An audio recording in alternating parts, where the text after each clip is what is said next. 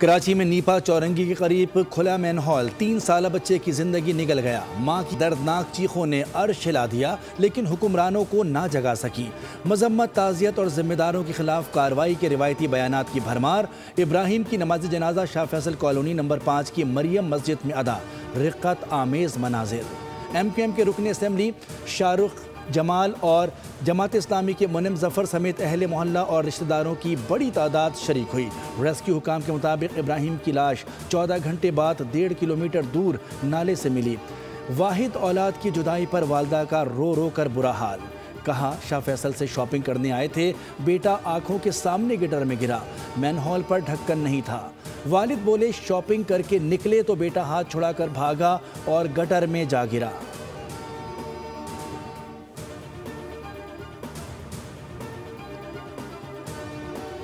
Assembly چھوڑ کر جانے کا فیصلہ غلط تھا۔ پی ٹی آئی ایوان میں رہتی تو معاملات خراب نہ ہوتے۔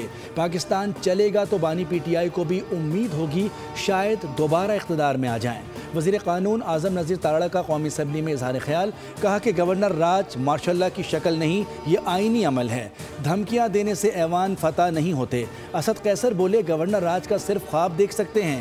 بیرسٹر عقیل نے گورنر راج کی بات کس حیثیت میں کی؟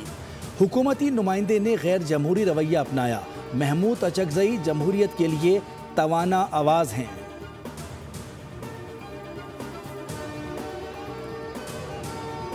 ہم سب کی کوشش ہے وزیر اعلیٰ خیبر پختونخوا اپنی ذمہ داریاں نبھائیں اور اگر بدماشی دکھائی تو صوبے میں گورنر راج لگ سکتا ہے۔ سینیٹر فیصل واڈا نے دھمکی دے دی۔ میڈیا سے گفتگو میں کہا ہماری خواہش ہے کہ فیصل کنڈی ہی گورنر خیبر پختونخوا رہیں۔ اگر کسی اور کا نام قرا نکلتا ہے تو وہ پھر سیاسی نہیں ہوگا۔ وزیر اعلیٰ سہیل آفریدی بولے کسی گورنر راج سے نہیں ڈرتے، ان میں اتنی ہمت ہے تو لگا کر دکھائیں۔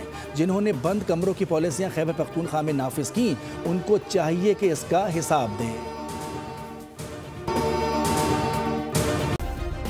سبسکرائب کریں اور بیل دبائیں تاکہ کوئی خبر رہ نہ جائے۔